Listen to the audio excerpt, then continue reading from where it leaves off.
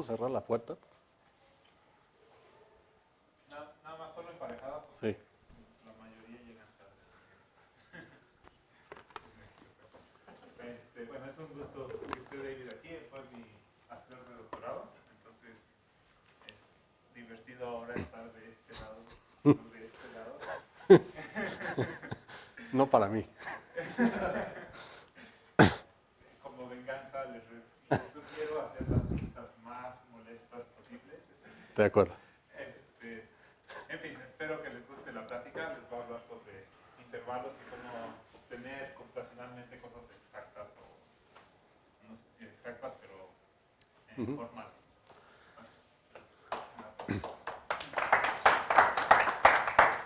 Hola, buenas tardes a todos. Muchas gracias a ATA por la invitación y por los demás organizadores del seminario. Es un placer estar aquí de nuevo y les quisiera platicar sobre un trabajo en proceso todavía sobre lo que es la optimización global. Y eso lo vamos a hacer usando unos métodos numéricos para optimizar cosas, ¿no? ¿Qué cosas? Pues funciones. Entonces, pues estamos en el departamento de física, entonces primero voy a empezar con la motivación, una motivación muy fuerte que proviene de la física justamente, pero la optimización, y los físicos desconocemos bastante la optimización y para qué sirve, pero es súper importante en economía, ingeniería, qué sé yo, todo tipo de dominios. Luego se llama investigación de operaciones, eso es lo que es básicamente investigación de operaciones, cómo mejorar el rendimiento de un negocio, etcétera, ¿no? Entonces, voy a dar un ejemplo proveniente de la física, pero pues hay muchos otros ejemplos de otros campos. Y les voy a recordar o introducir un método de optimización computacional normal. Y vamos a ver por qué no sirve, ¿no? Bueno, sirve en ciertos casos, pero no nos sirve para lo que nosotros queremos hacer. Entonces vamos a introducir otra clase de métodos que utilizan estos famosos intervalos. Entonces les voy a platicar qué son los intervalos. Ya di una plática de intervalos, pero creo que la intersección entre el público de aquella plática y esta es básicamente el conjunto vacío. Entonces, perfecto, vamos a retomar los intervalos, que son básicamente conjuntos de números reales, por ejemplo, y el punto es que lo que vamos a hacer es definir cómo calcular con conjuntos en lugar de con números en la computadora. Y luego vamos a ver cómo utilizar eso para resolver el problema que planteé al inicio, que es la optimización global. Entonces, ¿de qué diantres estoy hablando? Y todo eso es un trabajo conjunto con mi colega Luis Benet del Instituto de Ciencias Físicas en Cuernavaca, con quien llevo 5 años trabajando en estos temas de intervalos, y con Brian Corso, quien está aquí presente, quien está haciendo la maestría conmigo en este tema en particular, la optimización del sistema que les voy a platicar, y eso es el trabajo en proceso.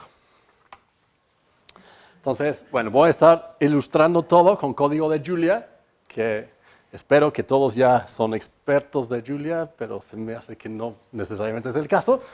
Es un lenguaje de programación que es, en mi opinión, el mejor lenguaje de programación para el cómputo científico, que es lo único que nos interesa realmente, ¿no? ¿Por qué? Porque es fácil de utilizar, fácil de leer, poderoso, pero rápido, tan rápido, o sea, digamos, tan bonito como Python o MATLAB, el código de leer, de escribir, y tan rápido como C o Fortran, si lo sabes utilizar. Que puede ser complicado luego, pero... Ok, entonces la motivación, ¿qué es? Queremos estudiar un sistema físico que es un clúster de átomos. O sea, una molécula si quieren, pero muchos átomos, entonces, en R3, en el espacio, y están interactuando entre ellos según cierto potencial de interacción. Entonces, los átomos tienen posiciones X, Y, hay N átomos en total, y interactúan por pares. Entonces, si dos átomos están a una distancia R y J, pues hay una función V de R y J que describe la energía potencial debido a su posición relativa. Entonces, lo que nos interesa es, pues, qué conformación, qué forma, qué qué arreglo en el espacio van a adoptar estos átomos si estamos, digamos, a muy baja temperatura. O sea, cuál es el estado base del sistema. Entonces, yo voy a estar hablando de mecánica clásica. Este problema es una aproximación clásica del átomo, digamos, pero pues, los conceptos de optimización se utilizan mucho también en mecánica cuántica, por supuesto, para encontrar lo mismo, ¿no? El estado energético de más baja, perdón, el estado del sistema de más baja energía. Entonces, la energía potencial total, ¿qué va a ser? Pues la suma de la energía potencial debido a cada par que interactúa. Y cada par va a interactuar, o sea, todos contra todos. ¿Está claro? Entonces, eso, digamos, es lo que hacen los químicos en la vida, ¿no? O sea, y los bioquímicos y eso. O sea, por ejemplo, yo tengo 10.000 átomos que constituyen una proteína, son de diferentes tipos, sé cómo interactúan entre ellos los átomos y quiero predecir cuál estructura en 3D va a tener la proteína, cómo se pliega la proteína.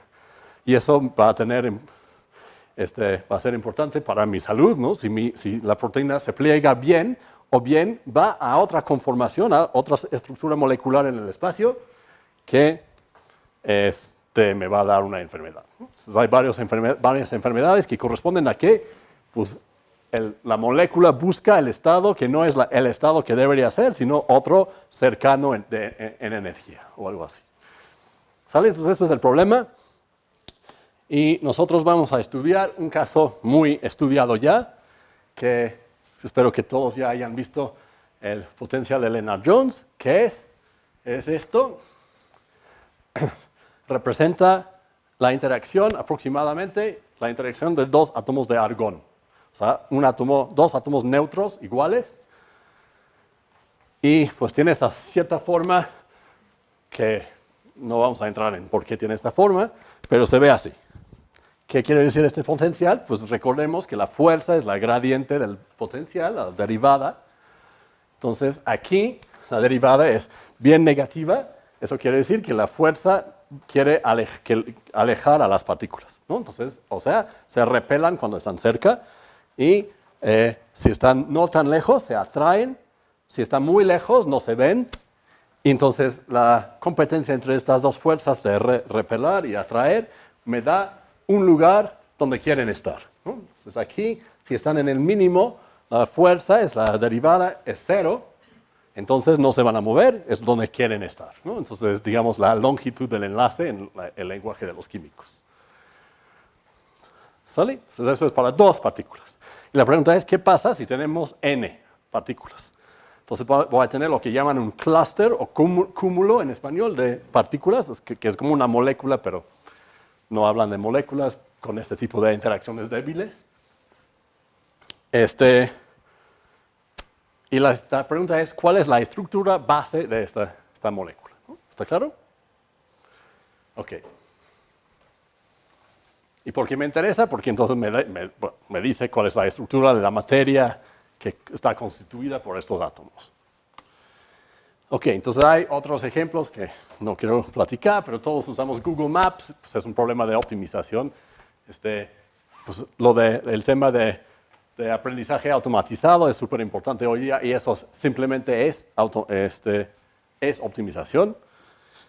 Eso es lo que es y creo que tiene una fama de ser un tema muy mágico y muy poco entendible, pero simplemente tengo una función complicada y quiero optimizar parámetros de esta función.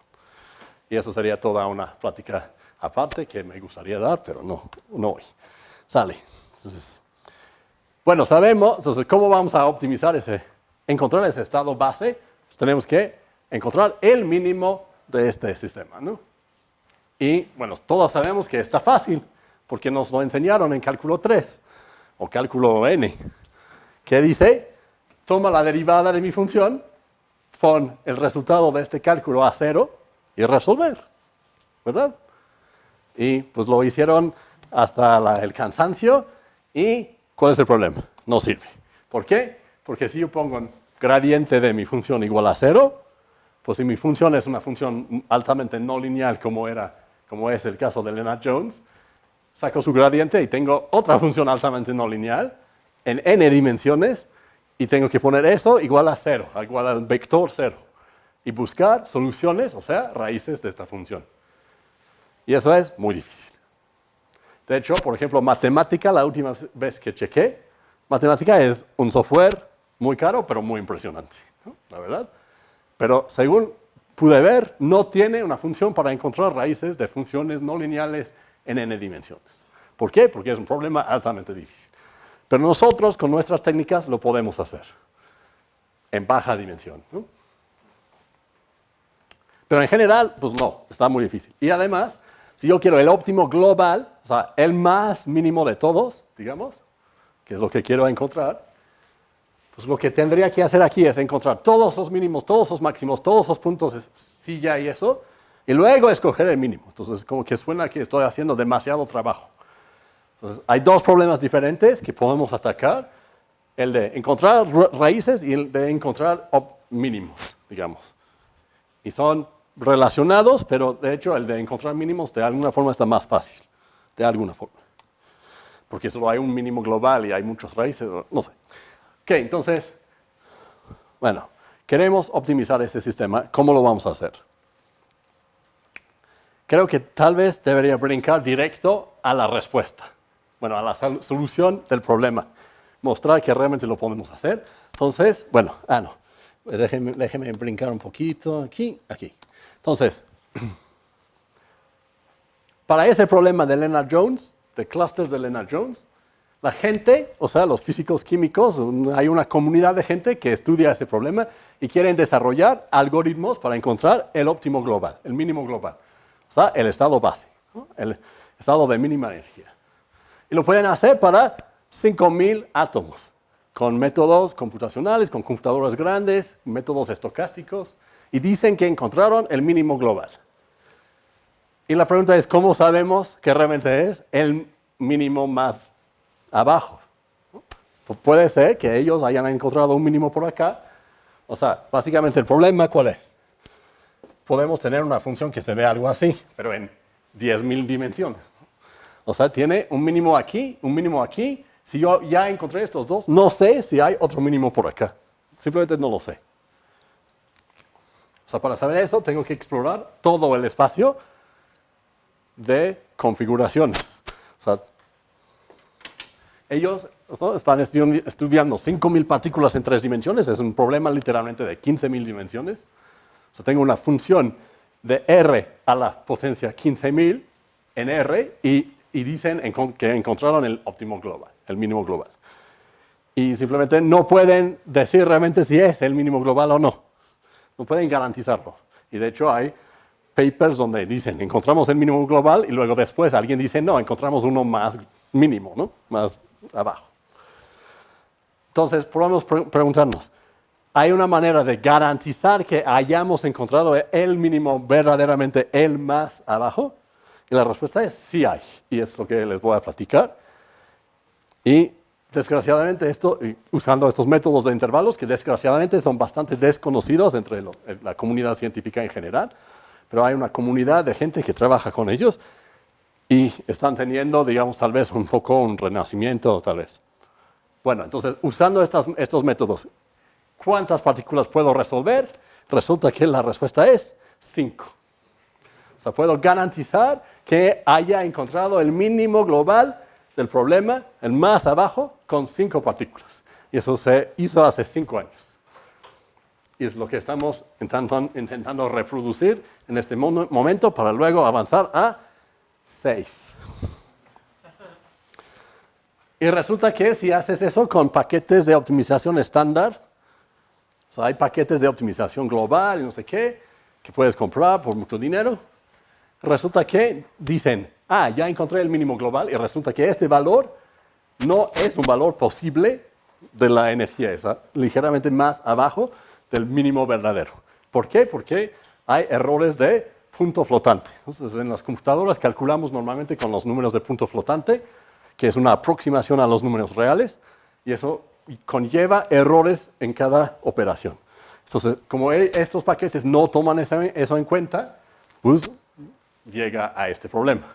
Entonces, nuestros métodos sí toman eso en cuenta y no, entonces tiene ese problema y por eso Banaré pudo, con métodos de intervalos, garantizar su resultado. Entonces eso es un poco el panorama. Aquí está la respuesta. Entonces de hecho tengo aquí mi propia versión de eso. Aquí está la respuesta con 5 partículas. O sea, eso es una aproximación a estado global más mínimo de 5 partículas y no se ve bien por alguna razón. Aquí tienen distintos colores las bolas y las... En fin, entonces las bolas son los átomos y los enlaces son estos que no realmente existen, ¿no? Son las interacciones. Y lo que vemos es que son 2 pirámides, 2 tetraedros, creo, o no sé, no, creo que no son tetraedros, exactamente. No sé. Ah, bueno, sí. 2 pirámides triangulares metidos el uno encima del otro, resulta. Y eso salió del cálculo que hacemos, del mínimo global usando estos métodos y luego visualizo el resultado usando un paquete de Julia que se llama Macchie, que es muy padre para gráficas en 3D. Entonces, bueno, eso es, digamos, la respuesta y les quiero mostrar más o menos cómo podemos calcular eso y garantizar que realmente eso es el mínimo, ¿no? Que no puede haber otra forma donde pongo las 5 partículas en una línea que resulta que tenga menor energía. ¿Está claro? ¿Está clara la pregunta y la pregunta, pues, al menos? Sale. Entonces, bueno, para resumir un poco, queremos encontrar el mínimo global, o sea, un valor X asterisco, el minimizador, donde cuando evalúo mi función, ahí el valor sea menor que f de x para cualquier otro x en todo el espacio. En todo el espacio quiere decir que es un problema que se llama sin restricciones, unconstrained. Y también después podemos preguntarnos qué pasa si hay restricciones, ¿no? Por ejemplo, si quieres calcular un eigenvalor, una manera de hacerlo es optimizar la función de Rayleigh, que es x transpuesto, el producto punto de x con a por x, donde a es una matriz, optimizar eso sobre el conjunto de vectores con tamaño 1, con longitud 1. Eso es un problema de optimización con una restricción. Entonces, eso es todo un campo muy importante también en investigación de operaciones y en principio podemos extender estos métodos a ese caso. Y por eso puse en el título así con dicen restricciones. Creo que no vamos a realmente hablar de ello hoy porque es más difícil de lo que parece, pero bueno. Y queremos hacer eso con cotas rigurosas garantizadas matemáticamente. O sea, quiero garantizar que mi cálculo es correcto, que realmente este es el mínimo global, ¿no? O estos son los mínimos globales, si tienen la misma altura. Y como digo, la solución a ello va a ser calcular con conjuntos de números reales que son intervalos. Entonces, para aterrizar un poco, aquí dibujé, no se ve bien.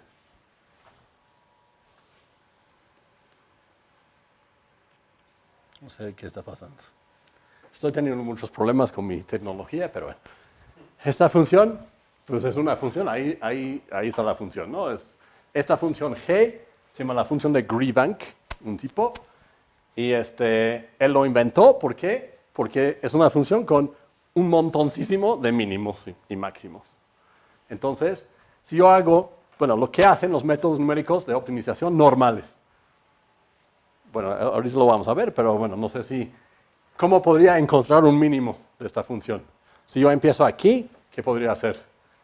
Sí, exacto. O sea, si yo pienso que eso es una colina, pongo una pelota ahí, pienso que la colina es pegajosa, entonces pues, la pelota va a correr lentamente para abajo y va a llegar a un mínimo y que se va a quedar ahí, ¿no? Entonces puedo encontrar un mínimo local, un mínimo cercano. Pero otra vez, pues no sé si va a haber otro más profundo por ahí, ¿no? Entonces, ¿qué pueden hacer nuestros métodos? Entonces, tenemos un paquete que se llama Interval Root Finding, que encuentra raíces. Hay una función raíces, le das una función. Aquí lo que estoy haciendo es utilizar este paquete de Julia Forward Diff para hacer lo que se llama diferenciación automática, que automáticamente calcula la derivada de la función, ¿no? Porque si yo quiero calcular donde están máximos y mínimos, una de las formas es, usando la técnica que aprendimos en cálculo, de encontrar los ceros, las raíces de la función derivada de esa cosa. Entonces le doy la función, que es la derivada de mi función, y un intervalo donde buscar, y me regresa una lista de todas las raíces. Y me garantiza que son únicas en ese. Entonces, ¿qué está pasando aquí? Aquí me está arrojando, me dice, en el intervalo menos 45 más o menos 1 por 10 a la menos 15, o sea, un intervalitito, garantizo que existe una raíz de esta función y que en ese intervalo es la raíz única. Y aquí hay una lista de ellos, entonces lo que me está dando mi código, si crees que es correcto el código, que no te lo garantizo, me da una lista de todas las raíces. Entonces, si hay una región que no está incluido aquí, es que logró excluir esta región. Y vamos a ver cómo se hace eso al rato, pero solo quiero mostrarles el tipo de cosas que vamos a poder hacer. Entonces aquí está una lista de todas las raíces y los voy a dibujar. Ahí están. Y vemos que efectivamente parece que encontró todos los máximos y mínimos. Las raíces de la derivada son máximos y mínimos. ¿Sale? Y los coloreé según el valor de la segunda derivada, se me hace, para que puedan ver cuáles son máximos y cuáles son mínimos. Porque eso depende del valor de la segunda derivada, como también aprendimos en cálculo. Me parece que uno de los máximos se ve como...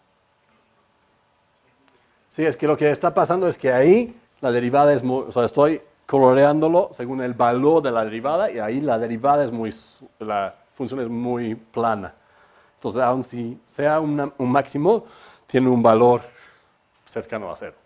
Y el mínimo también cercano a cero. Entonces, no es la mejor manera de colorearlos. Debería colorearlos según el signo de esa cosa. Pero no quiero meter mano a tocar el código porque todo va a fracasar. Pero lo podemos hacer al final, en otra ventana, lo podemos hacer con mucho gusto.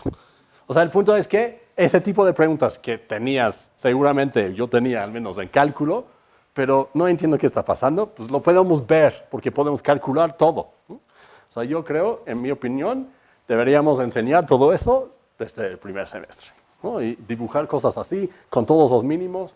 Y el punto es que ya hay el software que me permite hacerlo, ¿no? No solo mi paquete, sino otro paquete que se llama ApproxFun, que puedes calcular con funciones como si fueran matrices, o sea, tan fácilmente como si fueran números, casi. Bueno. Entonces, aquí lo que hice fue utilizar otro paquete de Interval Optimization que encuentra el mínimo global de mi función. Y aquí dice que es 0.5 segundos, pero en Julia tienes que correr todo 2 veces, porque la primera vez compila el código, y la segunda vez ya no lo compila, y la segunda vez es como 0.0 algo segundos. O sea, rapidísimamente encuentra el mínimo global, y de hecho en este caso encuentra 4 minimizadores. Y aquí están encima de la gráfica. Pum, pum, pum, pum. No se ve nada, entonces vamos a hacer un acercamiento ahí. Aquí está el acercamiento y se ven los puntos amarillos son los mínimos, los puntos, ¿cómo se llaman? ¿Puntos estacionarios? Puntos críticos. Y estos son los mínimos globales. O sea, todos estos por simetría tienen el mismo valor de la función objetiva, la función que estoy minimizando. Estos dos están ligeramente arriba, son máximos de hecho, estos dos, ¿no? Por lo que digo que es muy plano ahí. Entonces sí logró encontrar los mínimos, ¿no? Entonces eso es lo que podemos hacer. Y lo podemos hacer en más dimensiones. ¿Cuánto es más? Pues 2, o tal vez 3, o tal vez 4. Pero pues, el problema escala mucho, muy feo, exponencialmente en más dimensiones. Entonces, aquí está el mismo cálculo en 2D, ¿no? Hice exactamente lo mismo. Definí una función, la misma función de Greebank, G, de un vector ahora X, pero solo voy a pensar en 2 dimensiones por el momento.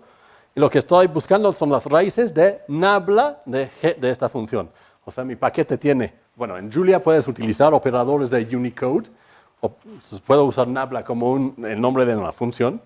Mi paquete tiene esta cosa, que quiere decir sacar la gradiente de esta función y darme una función nueva, que es la gradiente.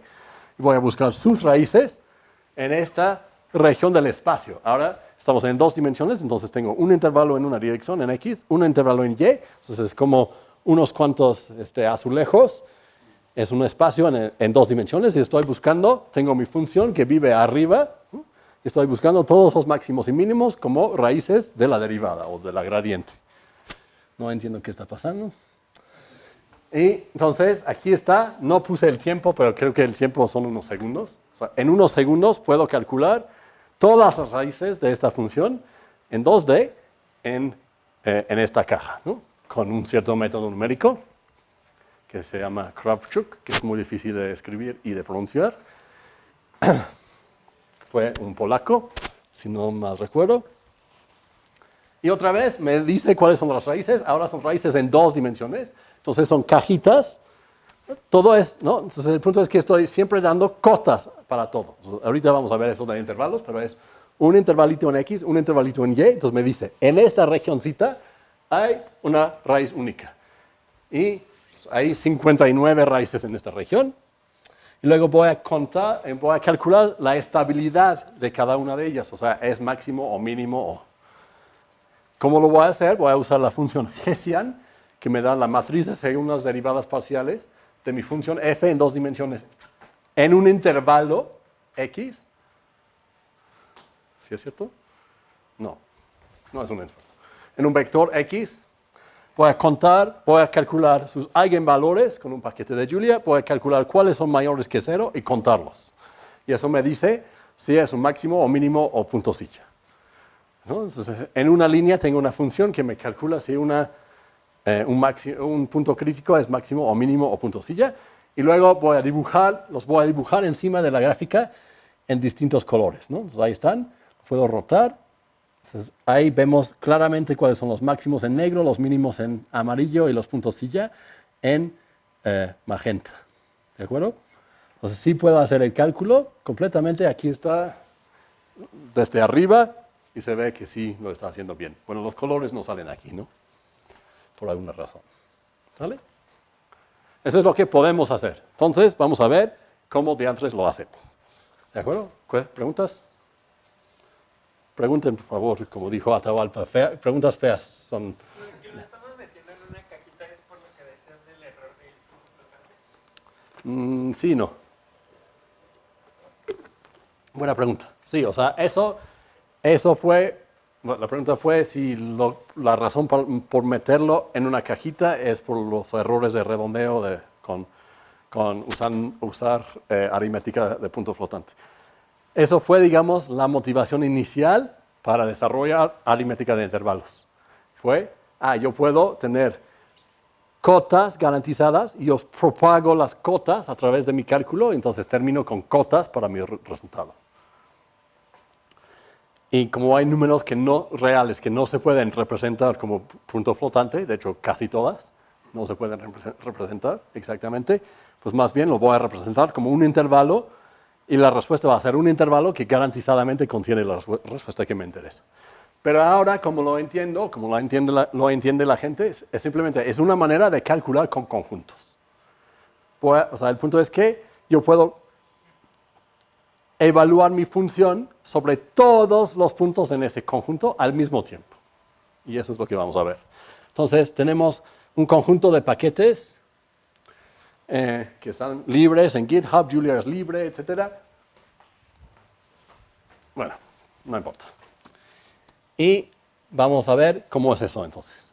Entonces, la meta es, si yo tengo un conjunto X, ¿cómo puedo calcular una cantidad que también en cálculo nos enseñaron que es como interesante o importante, el rango de la función, que es el conjunto de valores que toma la función en ese conjunto, ¿no? Eso suena fácil, matemáticamente lo escribo así, pero calcularlo pues no es tan fácil. ¿Por qué?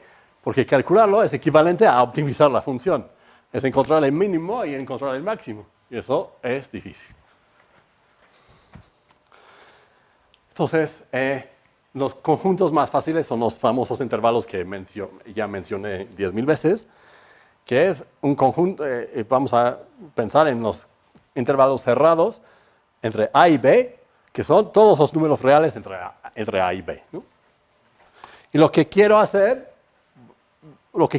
es definir qué quiere decir hacer aritmética con esas cosas, con intervalos. ¿Qué quiere decir? Sumar dos intervalos, elevar un intervalo al cuadrado, tomar el seno de un intervalo. Entonces, a ver, ¿qué tiene sentido que hagamos, ¿no? Nosotros tenemos la libertad en matemáticas de definir eso porque no está definido, como sumar dos conjuntos o elevar un conjunto al cuadrado. Entonces, ¿qué tendría sentido? Podría ser el promedio, pero no.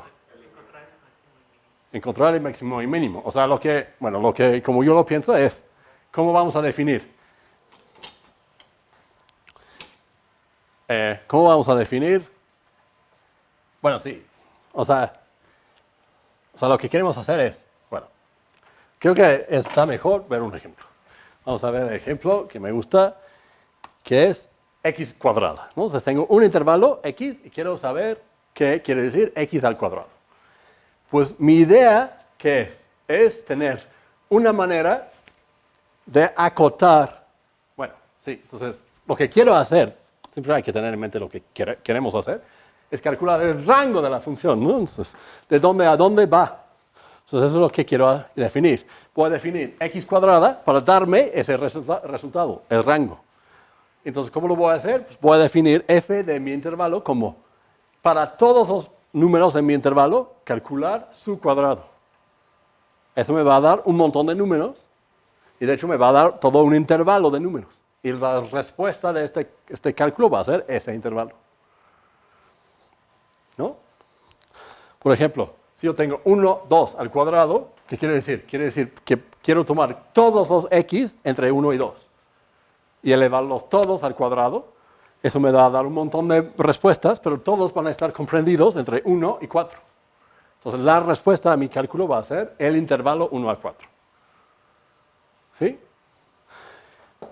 ¿Sí? Así decido definir una nueva aritmética sobre intervalos.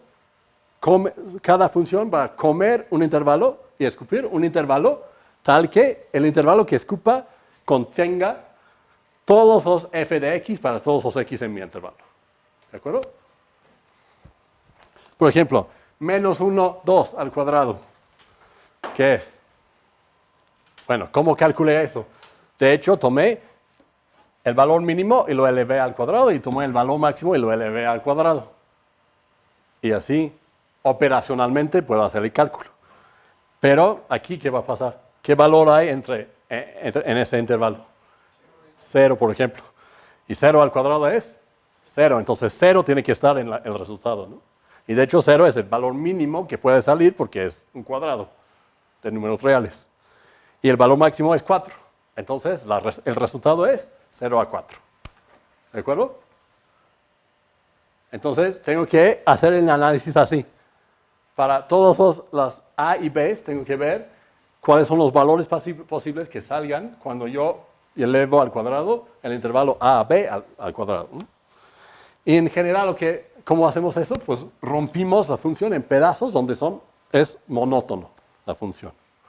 O sea, donde crece o decrece. Entonces sí podemos aplicar esa técnica de solo calcular en los puntos finales y luego ponemos todo junto. Entonces en este caso del cuadrado, pues tenemos que tomar la parte negativa, ahí la función cuadrada es monótona, y la parte positiva también. Entonces resulta que esta definición basta, ¿no? Entonces si yo implemento esto en la compu, digo, si tú comes un intervalo, ¿no? Dependiendo del signo de A y B, calcula esto o esto o esto y regrésame este nuevo intervalo. ¿De acuerdo? Y eso me lo va a hacer. Y lo bonito es que lo podemos implementar directo en Julia o en cualquier otro lenguaje que tenga algo que se llama sobrecarga de operadores. Entonces, aquí cargué mi paquete de aritmética de intervalos, definí un intervalo de menos 1 a 2, ahí está. Y ahora lo voy a elevar al cuadrado y Julia, o mi paquete, o lo que tú quieras, sabe cómo hacer este cálculo, hace exactamente esto y arroja el resultado 0 a 4. ¿De acuerdo? Es el intervalo de 0 a 4. Todos los números reales entre 0 y 4. Esa es la respuesta del cálculo. ¿De acuerdo? Y podemos hacer lo mismo para operaciones binarias como más. Bueno, en el caso de más está fácil. Otra vez es más de los valores mínimos y más de los valores máximos y los pongo y ya. Pero por ejemplo, resulta que es más complicado debido a los signos diferentes que puede pasar, ¿no? Si es negativo o positivo, eso complica mi vida, pero lo puedes hacer. Entonces, para cada función tienes que ir a hacer ese análisis de cuáles son los rangos posibles de cada operación. Por esas complicaciones que mencionaba de la multiplicación, no tenemos entonces, por ejemplo, que x por x es x cuadrado, ¿no? Muy bien, exacto. Sí. Muy buena pregunta. Vamos a hacerlo, ¿no? Para ver que si funciona en vivo, ¿no? X igual menos 1 a 2. ¿Cuánto va a ser X por X? De menos 2 a 4. El valor mínimo que puede salir es menos 2 y el valor máximo es 4. Exacto. Mientras que si hago X al cuadrado, normalmente en Julia defines X al cuadrado como X por X. Pero para intervalos tienes que definirlo de otra manera para que salga a 0 a 4. Muy bien. Eso, de hecho, es una de las desventajas de esta aritmética. Aquí está sobreestimando el rango verdadero de la función. Entonces, me está empeorando mi cálculo de alguna forma, ¿no? Y eso es un problema que hay que evitar de distintas maneras, ¿no? Entonces, aquí hay unos ejemplos de cálculos con intervalos, ¿no?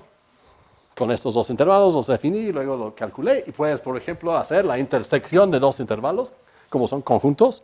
Y puedes usar el signo de intersección porque es Julia y me permite usar estos operadores bonitos. Y eso lo escribes así, \cap. Usas abreviaciones de LaTeX dentro de Julia. Y luego pongo la tecla tabulador y me lo reemplaza con el signo. ¿De acuerdo?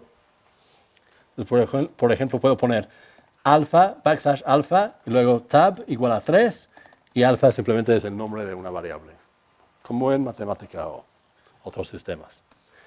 Pero pues es libre, y gratis, y bonito. Bueno, entonces, si yo agarro un intervalo y lo meto en una de estas funciones sencillas como cuadrado y más, me arroja un intervalo que contiene el resultado de f de x para todas las x. Entonces, si ahora meto ese resultado en otra función y otra función y otra función, o sea, construyo una función complicada a partir de pedacitos, que son estas funciones elementales, pues la misma propiedad se tiene.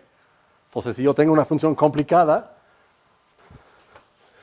qué sé yo, f de x es x por exponencial de menos seno de x cuadrada, y yo meto un intervalo 3 a 4, lo que estoy diciendo es que estoy garantizando que el resultado que salga, que es un intervalo, contenga f de x para esta f y todas las x en este intervalo.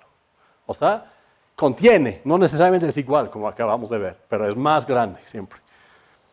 O sea, acota el rango de la función.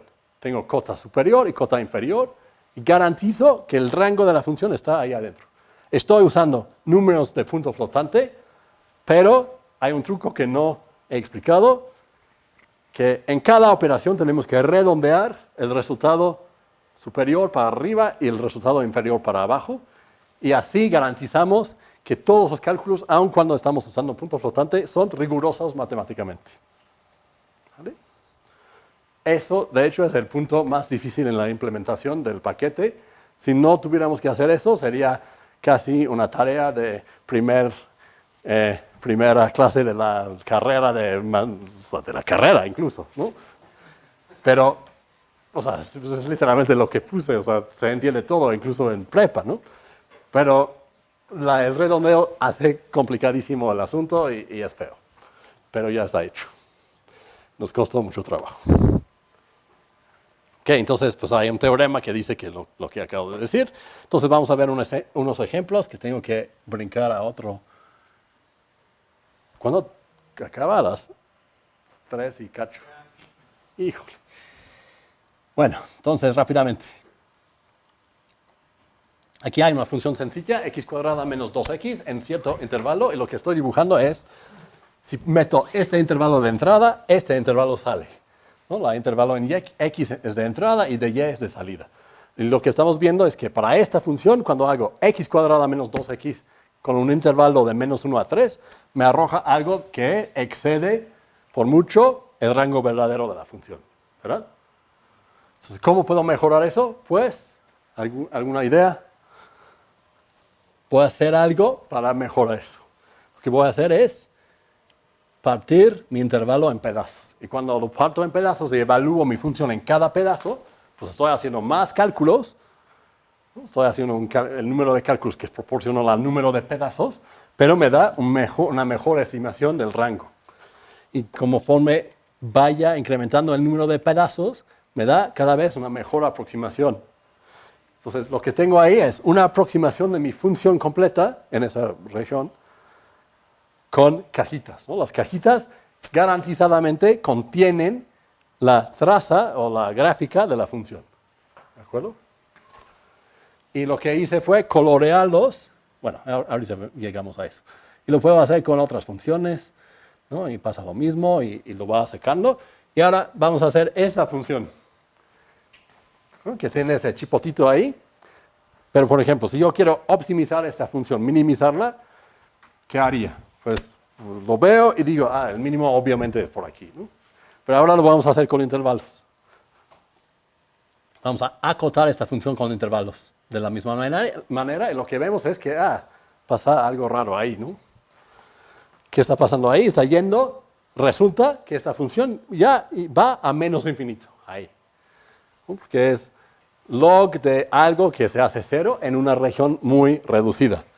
Entonces resulta que si tú muestreas con punto flotante y dibujas la gráfica, nunca vas a ver ese chipote llegar a más abajo de aquí. Entonces vas a pensar, no, esa función no tiene tanto, no está tan terrible. Pero de hecho, sí lo es. Y si el mínimo es el menos infinito. Entonces eso es un ejemplo de donde los intervalos nos pueden arrojar, nos pueden salvar de errores garrafales, ¿no? Okay, y puedo hacer funciones complicadas, etc. Sale. Entonces, vamos a ver cómo utilizar eso para calcular raíces. Entonces, si yo tengo el intervalo de 3 a 4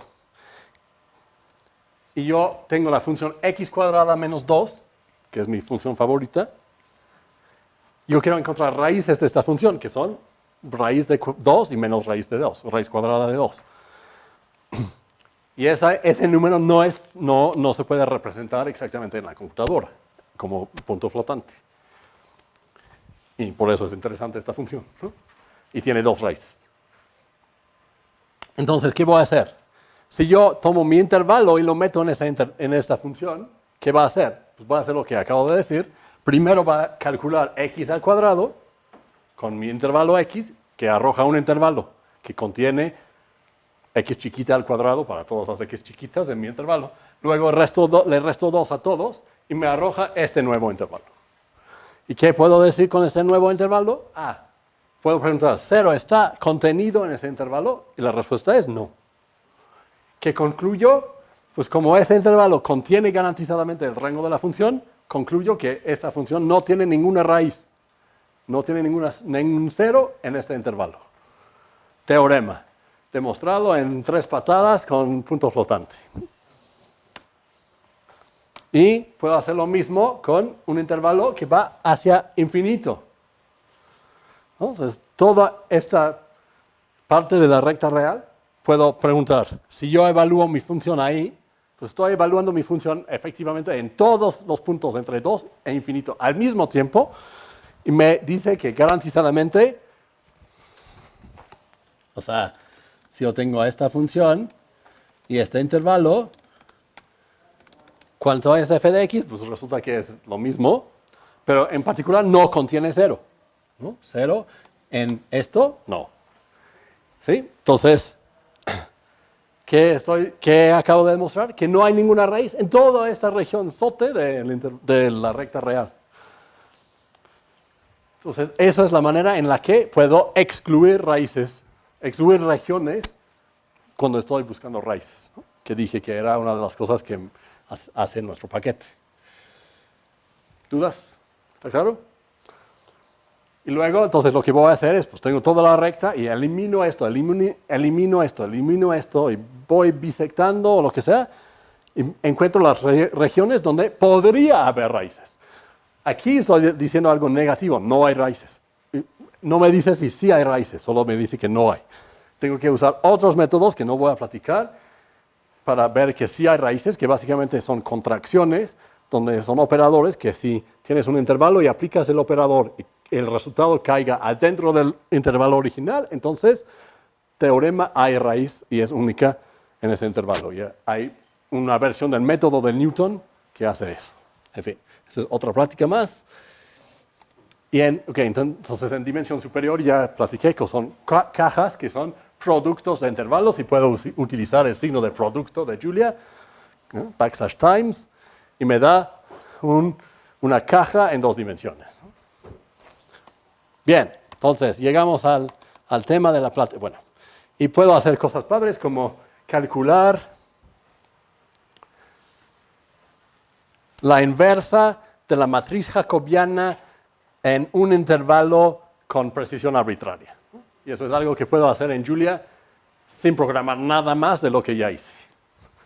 Porque los paquetes en Julia se componen bien, tienen alta composabilidad, o sea, puedo usar mi paquete adentro de su paquete fácilmente. Ok, entonces finalmente llegamos a la optimización, ¿no? Entonces, ¿cómo hacemos optimización con estas cosas? ¿Cuál es la idea?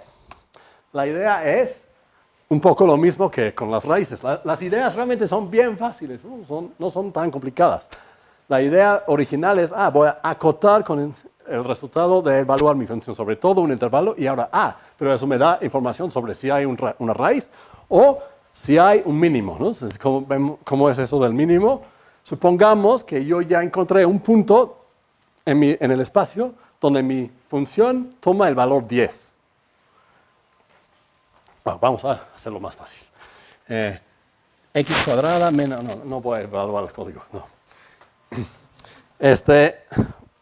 Ok. Supongamos que ya encontré ese punto. Y ahora ya está mi función que estoy intentando optimizar. Lo que hago es, le meto un intervalo. Calculo mi f de ese intervalo. Entonces tengo mi función. Ya vi que sí, ¿no? De alguna manera, que si tengo este punto de entrada, tengo este valor. Entonces sé que el mínimo global pues, tiene que ser debajo de esta recta, ¿no? En algún lado.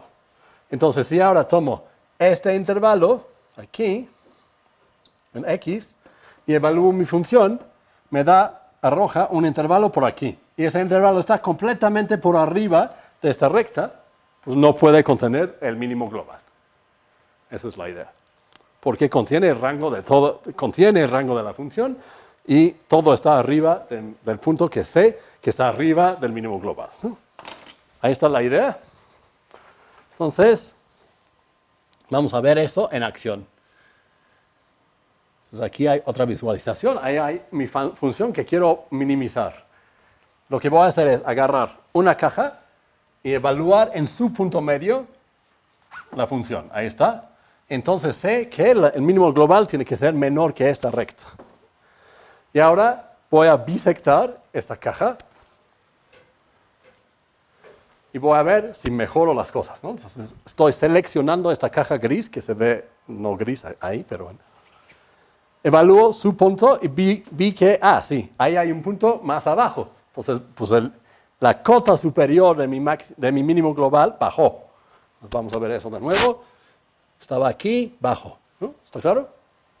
Encontré un punto mejor. O sea, siempre quiero encontrar puntos mejores hasta llegar al punto más mejor, ¿no? Digamos. Entonces ahora checo eso es bisecto, y checo esta caja.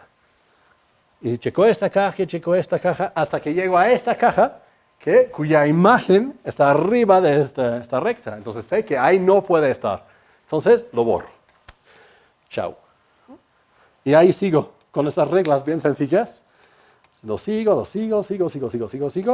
Voy borrando lo que no me sirve porque está arriba del mínimo que ya encontré. Y lo que me doy cuenta es que está acumulándose alrededor de estos dos mínimos, ¿no? Estas cajas, ¿cuál es el punto? Estas cajas, esta colección de cajas, contiene los mínimos. No puede haber en ningún otro lado porque ya mostré que no pueden estar ahí. Y lo que estoy haciendo es refinar este conjunto donde pueden estar los mínimos. Pero resulta que en esta función, ya bajó de nuevo porque resulta que hay un pedacito aquí que está un poquito abajo que estos valores. Entonces ahora voy a limpiar todos estos valores y ya puedo mostrar que están arriba del mínimo global verdadero que está por allá. Y ya los limpié y ya encontré el mínimo global.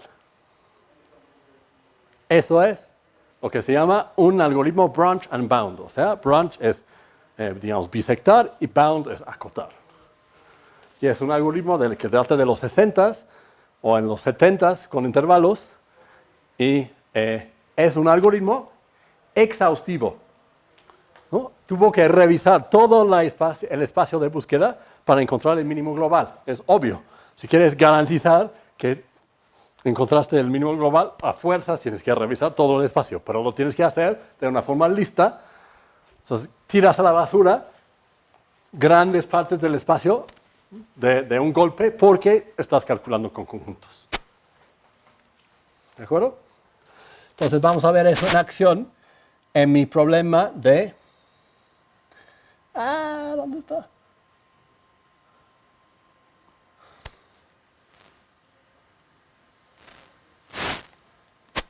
En mi problema de Lennard-Jones, ¿no? Vamos a regresar al problema de Lennard-Jones. Aquí está. Entonces, tengo que definir mis funciones. No sé dónde está eso.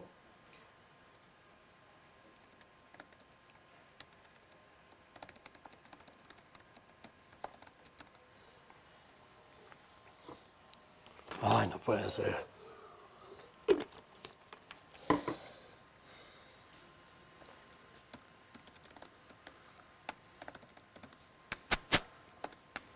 Aquí está el código para definir mi potencial de Lennard-Jones. Entonces, defino lo que pasa con tres partículas. Tiene la distancia entre la partícula 2 y la 3 al cuadrado, etc. Paso todo por esta V y J, que es la función de Lennard-Jones, el potencial de Lennard-Jones. Y luego uso B3, que es el caso con 3 partículas, en B4, que es el caso con 4 partículas, en 5, etc. No muy interesante. Entonces, eso es lo que estoy cargando ahí. Y luego hago trucos con algo que se llama contractores, que tiene que ver con eso de restricciones, que creo que no, ahorita puedo decir rápidamente qué es. Y aquí están los resultados. O sea, así se ve el algoritmo. O sea, estoy minimizando mi función de energía potencial con 5 partículas. Le doy una caja inicial donde pienso que está el mínimo y una tolerancia que cuando llega a una caja que tiene este tamaño va a decir, pues ya no sé qué hacer y va a simplemente regresar esa caja como posible mínimo global. Entonces lo que estamos viendo es la evolución en el tiempo, qué tantas cajas está manejando y cuál es el valor que encontró del mínimo global. Y al final ya partió todo, o sea, está partiendo, bisectando, como acabamos de ver, los intervalos, y al final me regresa un intervalo que acota el mínimo, garantizadamente, el mínimo global. Sé que está entre menos 9.28 y 9.05, menos 9.05, me regresa el valor óptimo el lugar, la posición óptima que encontró y la colección de cajas que contienen los posibles lugares en el espacio donde podría estar el mínimo global. Y eso lo puedo hacer, ahí fue cajas de ciertos tamaños y voy a cajas mucho más chicas, entonces se tarda mucho más y arroja un valor mucho mejor. Ahora me dice que el mínimo global está entre menos 9.11 y 9.102. Y así puedes seguir. Si esperas más tiempo, está mejor el resultado en general, ¿no? O sea, aquí hice uno que se tardó como 1 hora y me regresó una cota del mínimo global que es menos 9.11 hasta 1.03. Entonces, básicamente casi encontró el mínimo verdadero aquí. Entonces, con Brian estamos agregando a este método. Eso no lo mostré. Chin. Otra técnica que ahorita les platico, y eso mejora y realmente encuentra el mínimo global. Y luego tenemos que hacer otras cosas para demostrar que realmente es el mínimo global. ¿De acuerdo? Y entonces lo que hice fue tomar este vector que arrojó, y eso es lo que estoy dibujando en esta figura, ¿no? Estas son las coordenadas que salieron de este cálculo, dibujados en 3D, porque entonces me da la estructura del estado base de esta molécula de Lennard-Jones con 5 partículas. Y estamos reproduciendo el mejor cálculo del mundo garantizado para este sistema, y ahora tenemos que ir a 6 partículas. ¿No? ¿Verdad, Brian? ¿Y qué podríamos hacer para mejorar? O sea, eso se tarda 1 hora. ¿Qué podríamos hacer para mejorar eso? Podemos usar GPUs. ¿Todos saben qué son los GPUs? Bueno, entonces quisiera mostrar rápidamente cómo usamos GPUs en Julia. Entonces me voy a conectar. Tengo que conectarme a una compu con GPUs. Se me olvidó. No sé si tenemos internet aquí. No hay ni siquiera invitados ciencias. ¿Vale? CEF. ¿Será?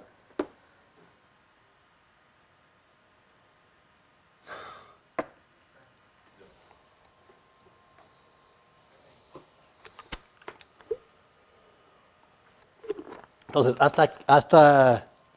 hasta entiendo, Julia es uno de los únicos entornos de programación, o creo que el único, donde puedes crear objetos en el GPU tales como lo haces en el CPU. Eso es lo que les quisiera mostrar súper rápidamente. Vamos a cargar el paquete de intervalos y vamos a cargar el paquete de arreglos de CUDA. Entonces, CUDA es un lenguaje de programar GPUs de NVIDIA. Y este paquete me da una interfaz para crear arreglos desde Julia que viven en el GPU y que utilizan CUDA debajo, pero yo no tengo que saber nada de CUDA. Entonces voy a generar un intervalo de 3 a 4 y luego voy a hacer un arreglo. Vamos a hacer un conjunto de vectores, de conjuntos de intervalos.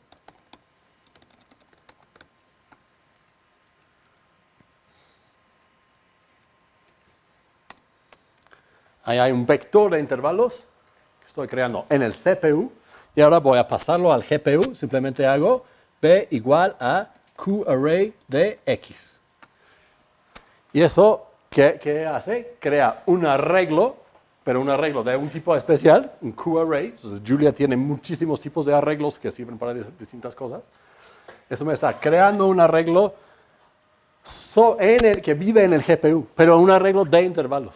Eso en ningún otro sistema creo que se puede hacer. Tendrías que programarlo todo con la cota inferior del intervalo, la cota superior explícitamente. Aquí simplemente lo haces. Entonces Julia está haciendo la magia debajo, ¿no?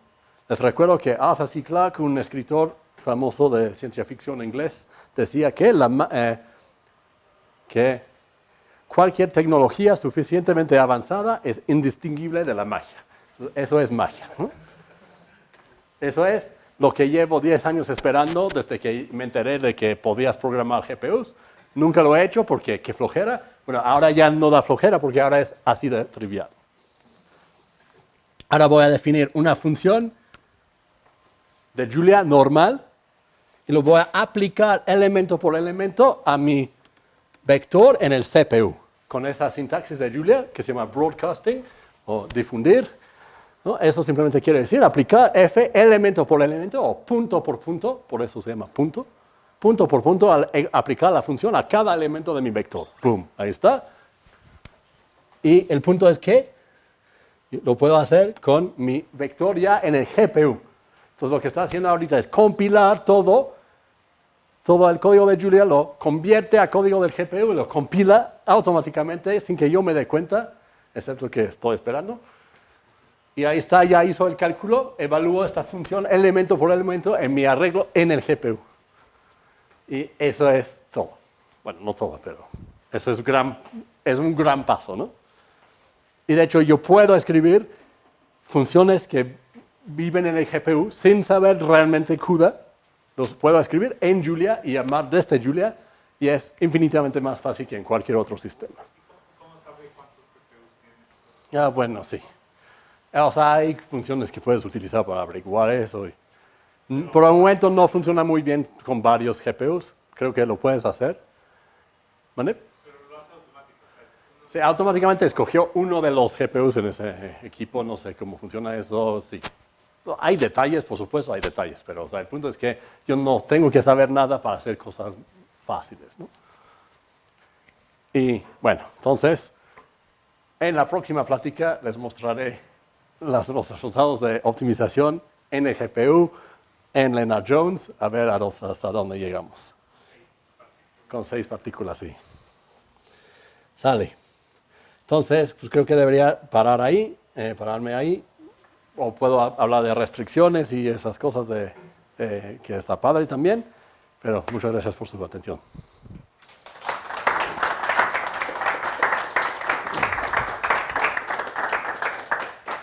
¿preguntas? Oye, con esto de los GPUs ya se puede resolver el problema o todavía no? ¿Puede resolver qué? Mi problema de minimización de... No sé. O sea, ok, entonces, a ver, ok, entonces no terminé de redondear un poco la historia aquí. ¿Qué está pasando? Hay funciones que son muy fáciles de optimizar. Así, tampoco terminé de...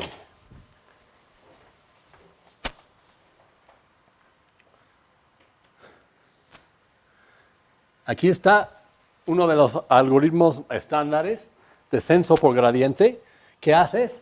Pues checas cuál es la gradiente, la derivada, eso me dice en qué dirección cambia más rápido la función, y das un paso en el sentido opuesto y se ve así. ¿No? Y ahí, o sea, va más rápido cuando hay más, la gradiente es mayor, y luego pues, llega a un mínimo, ¿no? Cae por la colina y llega al mínimo. Entonces, esos sistemas de descenso por gradiente, y para encontrar un mínimo local. Y resulta que este algoritmo se utiliza en todo el mundo hoy día para optimizar redes neuronales a lo bestia. Por supuesto, una versión de este algoritmo, pero básicamente este algoritmo. Pero solo encuentra mínimos locales. Entonces, si tu función tiene una propiedad muy particular que sea convexa, que quiere decir que se ve así, entonces, este algoritmo funciona a la perfección, digamos, o versiones más sofisticadas, y encuentras hay un único mínimo porque es convexo. Y hay funciones convexas en 10.000 dimensiones, y la gente hace optimización en 10.000 dimensiones porque sus cosas son convexas. O sea, hay todo un campo que se llama Convex Optimization, hay libros enteros de eso, y literalmente hacen problemas de optimización en, qué sé yo, campo de optimizar cómo llegan los camiones a Superama, o lo que sea, con esas técnicas. Pero el problema aquí, ¿cuál es? Mi función, ¿cómo se ve? Eso está muy difícil de ver porque estamos en 9 dimensiones, mi función de Lennard-Jones, ¿no? Con 5 partículas. Pero básicamente se ve así. Tiene muchísimos máximos, mínimos, puntosilla, basura. Entonces, estas funciones son bien difíciles de optimizar con cualquier técnica. Entonces, esta función en 9 dimensiones se tarda 1 hora en optimizarse. Pero hay funciones no convexas, pero casi convexas. O sea, básicamente se ve como una cuadrática, pero con oscilaciones, como esta función de Greebank que mostré, ¿no? Tenía muchas oscilaciones, pero globalmente, si extiendes en donde estás dibujándolo, estas oscilaciones están contenidas en una banda, y esa banda crece cuadráticamente. Entonces, no es convexa, pero es casi, en algún sentido. Resulta que estos métodos, por alguna razón, los métodos de intervalos, funcionan sumamente bien en esta función de Greebank super oscilatorio, y yo puedo optimizar encontrar con mi paquete el óptimo global de esa función en 500 dimensiones en 10 minutos. Entonces, depende de qué tipo es tu función. Si es uno de los difíciles o uno de los fáciles. Supongo. ¿Por qué qué? Si fuera fácil, yo lo hubiera hecho. De acuerdo. Sí, entonces, no sé contestar la pregunta. Es la pregunta de $1 millón, ¿no?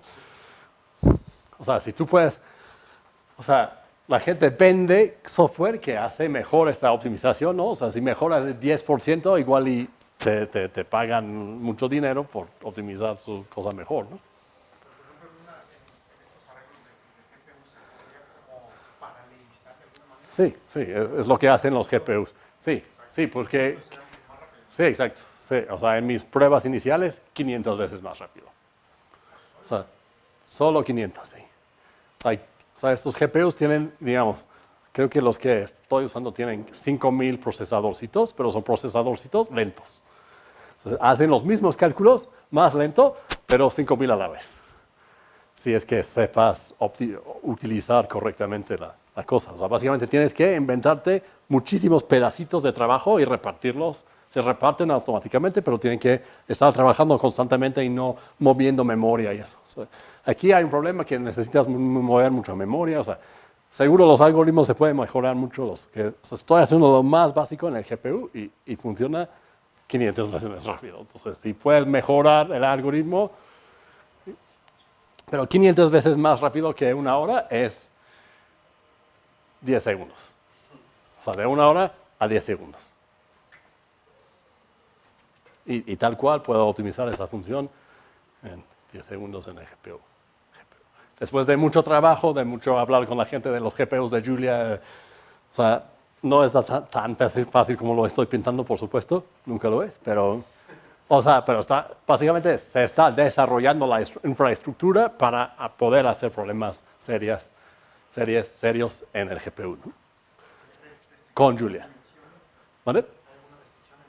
En principio no, pero el problema es que estoy bisectando y explota exponencialmente el número de cajas en n dimensiones cuando crece n, ¿no?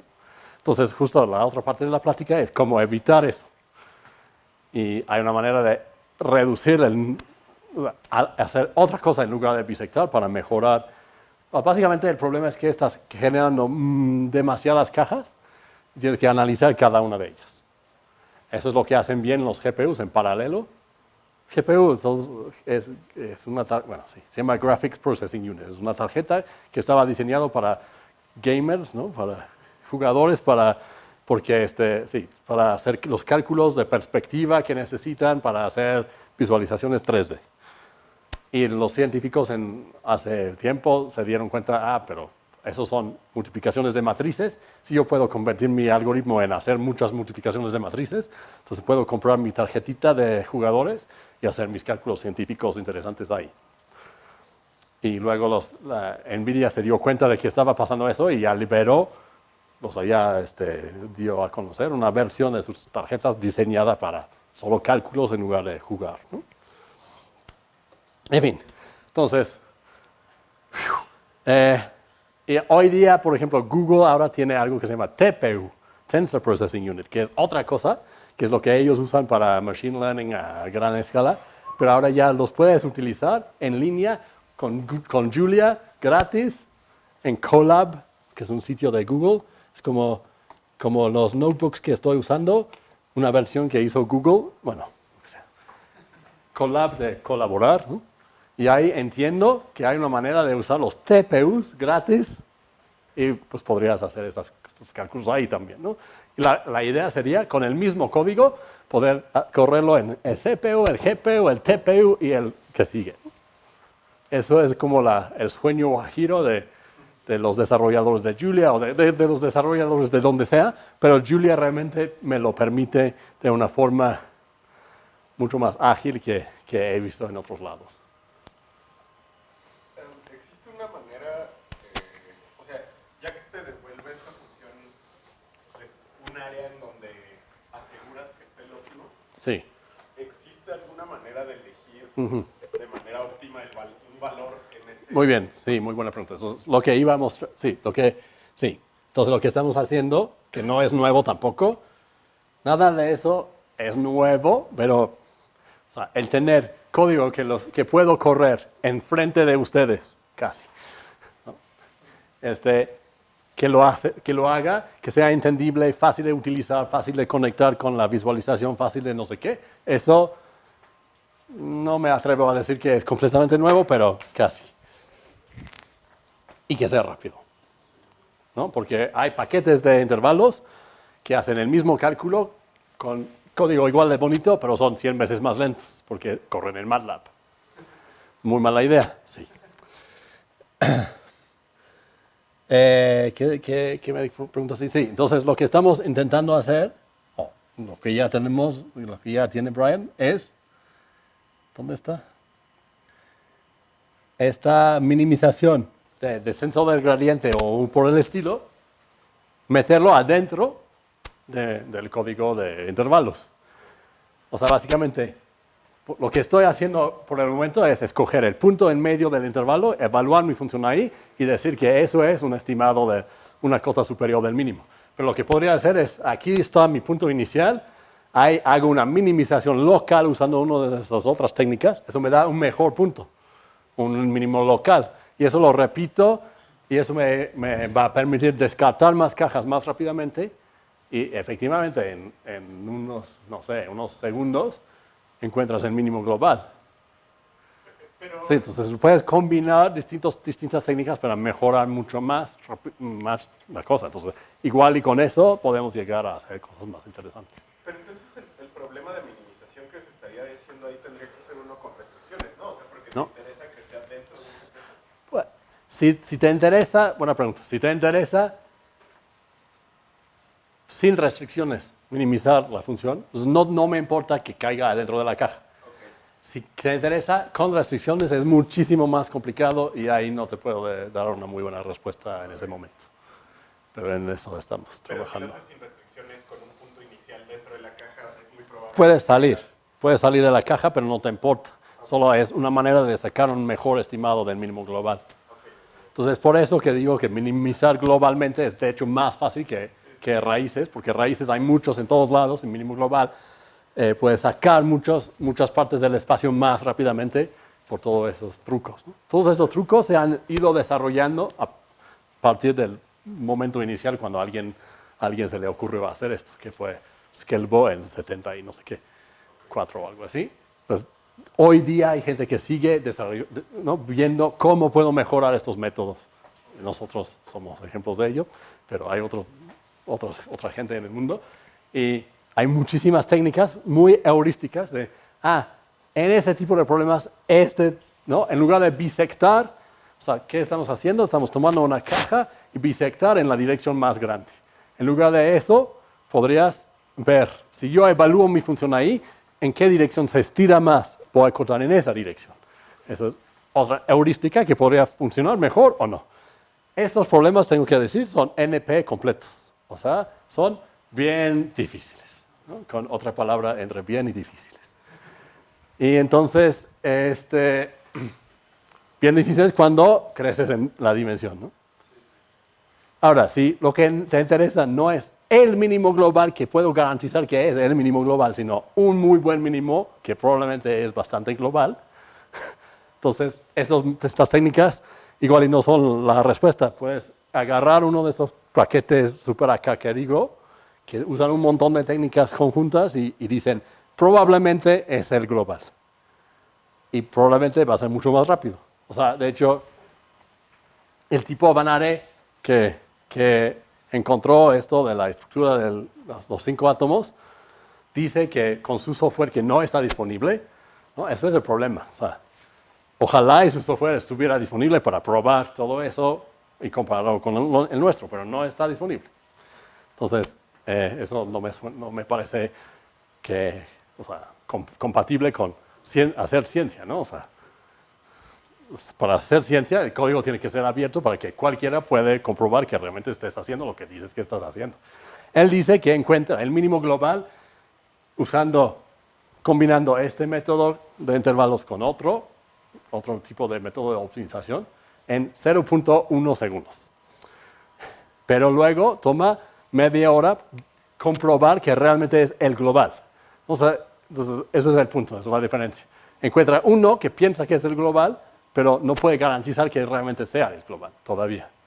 Tiene que hacer todo ese proceso todavía, pero teniendo ya una cota que puedes utilizar para tirar las cajas, pero aún así tarda mucho. Entonces, es que ya lo podemos hacer mejor con el GPU, ¿no? Y hay otras técnicas que queremos probar. Es todo un tema. Es un problema muy bien difícil. O sea, encontrar el mínimo global. Pero como digo, si necesitas uno bastante bueno, o sea, por ejemplo, los químicos físicos que hacen eso con 5.000 átomos, pues resulta que parece que el primer caso interesante es 38 átomos.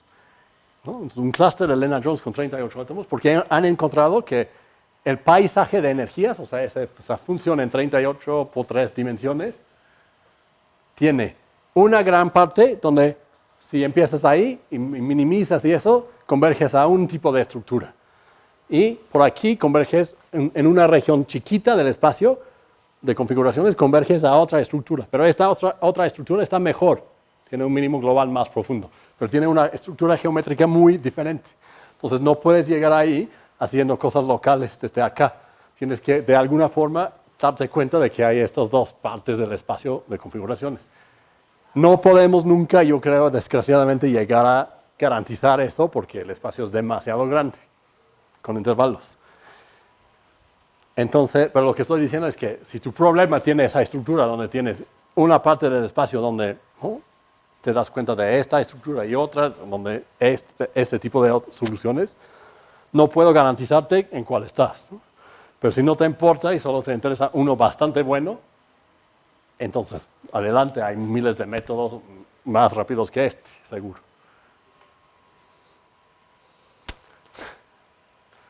¿Sale? ¿Alguna otra? Si a alguien le interesa ese tema, pues que a mí me parece apasionante, me pueden venir a preguntar o trabajar o lo que sea. Todo eso, bueno, no todo, pero los paquetes, o sea, el paquete de aritmética de intervalos, pues vas a la página de Julia para bajar Julia y luego literalmente tecleas corchete hacia atrás, que cambia el modo de instalar paquetes, add interval arithmetic y ya lo tienes instalado, ¿no? O sea, es así de fácil. Y ya puedes empezar a jugar con intervalos. Eso es una de las partes bonitas de este business, ¿no? Porque aparte del paquete de MATLAB, tienes que pagar. Primero MATLAB y luego el paquete. Aquí todo es gratis, todo está disponible en 3 segundos, ¿no? Sale. Bueno. Gracias.